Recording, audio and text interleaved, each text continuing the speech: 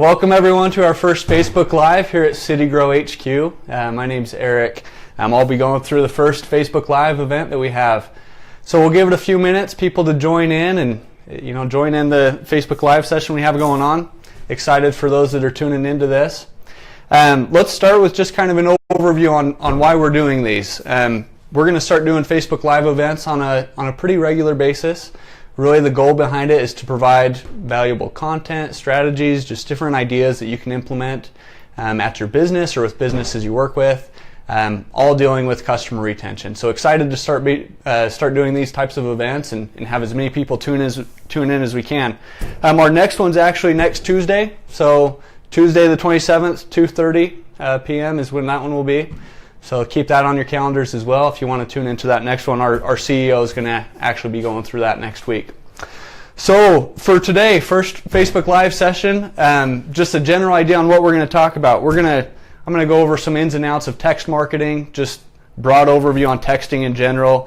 I'll address some common concerns or misconceptions that people have about texting, talk about some of the benefits and best practices that people use with texting at their businesses. So kind of what spawned this, just to get started. So I've been with the company for the past few years, and within that time I've met with thousands of businesses about customer retention and text marketing and just talking to them about general ideas there. And over the years I seem to get the same recurring concern or misconception when we talk about texting. So I'll ask people, have you considered doing text marketing? Why or why not? And they'll say, well, I don't want to spam my customers, or I don't want to be too intrusive. And then I say, well, what about the customers that want to receive those messages? And I say, well, once again, I don't want to spam my customers. So I think that's the first misconception people have about text marketing, is they feel like texting means I'm just going to take a big list of every customer that's ever come to my business, put it in a system, send a message to every single person. Fortunately, that's not the way text marketing works. Texting is all consent-based, it's all consent-driven, and so you're not just spamming people without their free will or without them giving you permission to send those types of messages.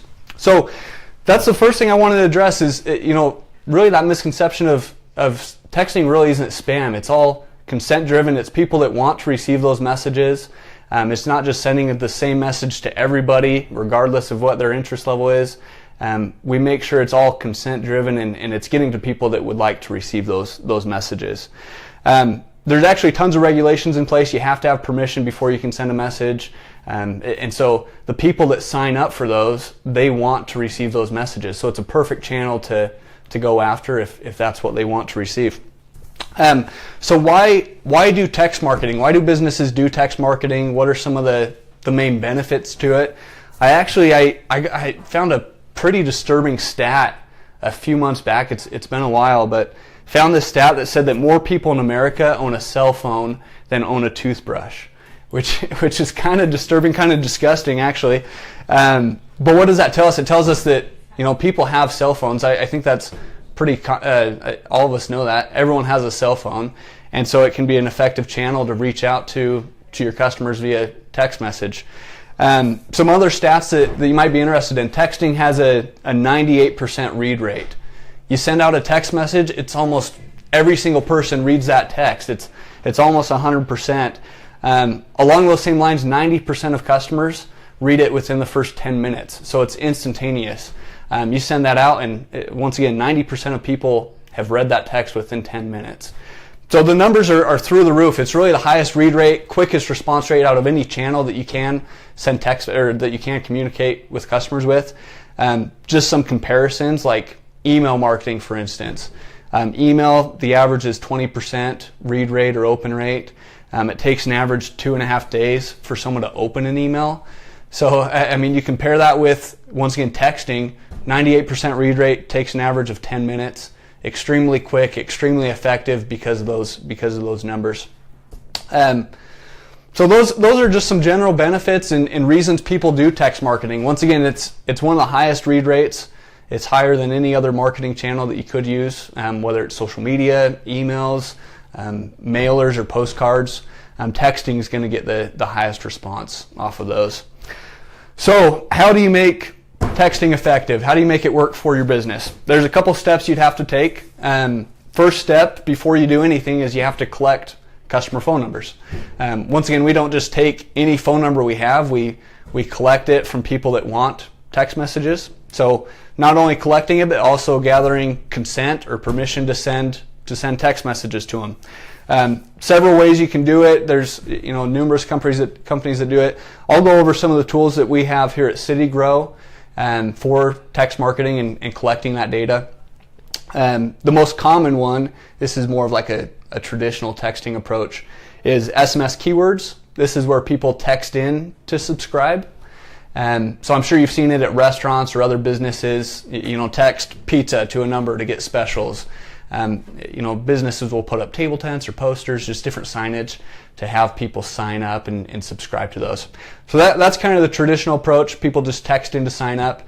You can do online forms. So put a form on your website or on your Facebook page that say sign up for text deals, and then people can go in and join that way as well.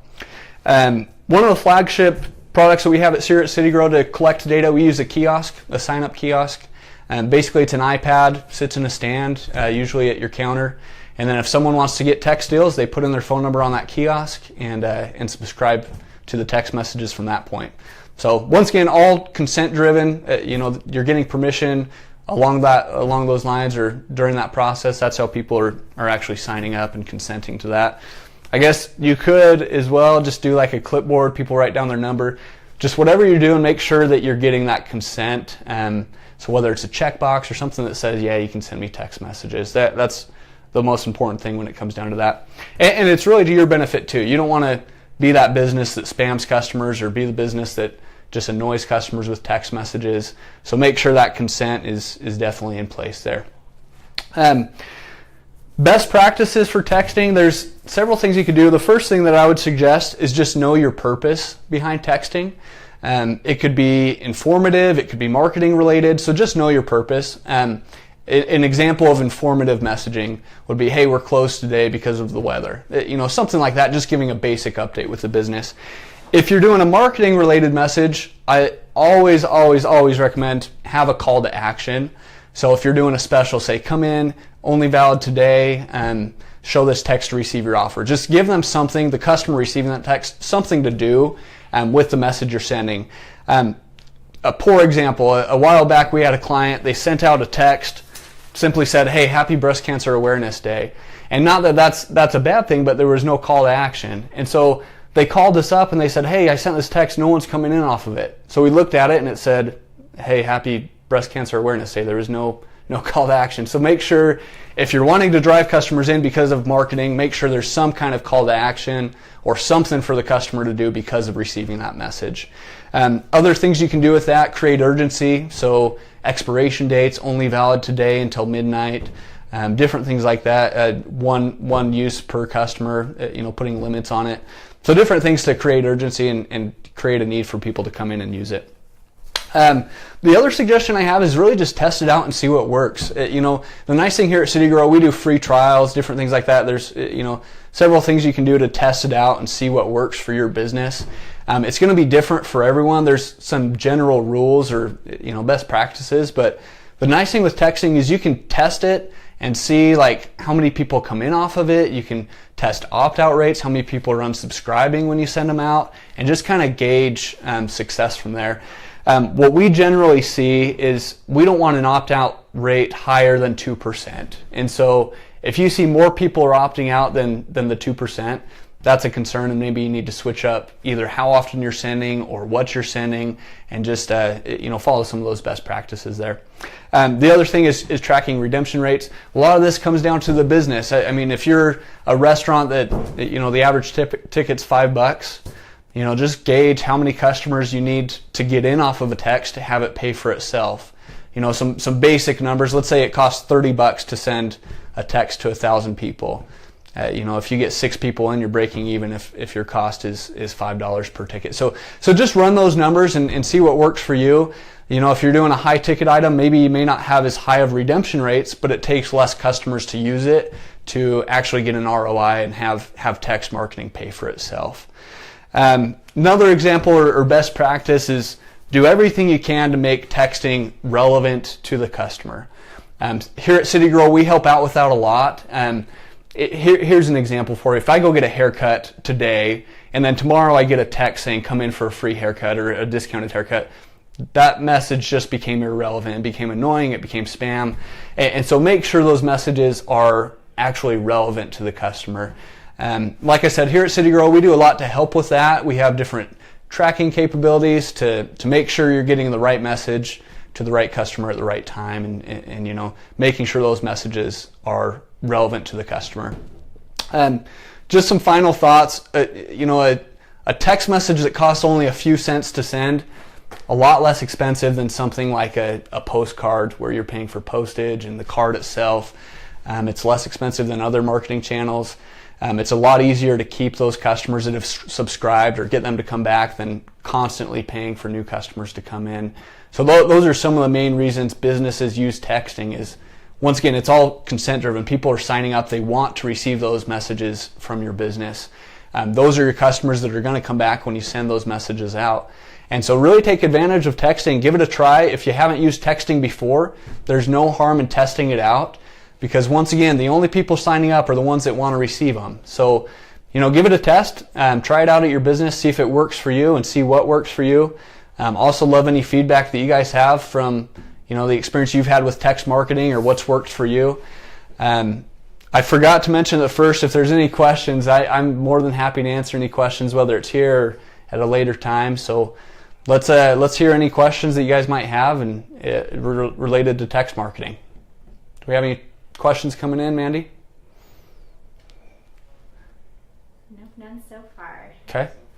Like I said, we don't have to answer them now. I'm more than happy to answer questions, or we can answer them at a later time. Just feel free to send them over to us on our Facebook page or email us, and we can answer any questions you might have about text marketing.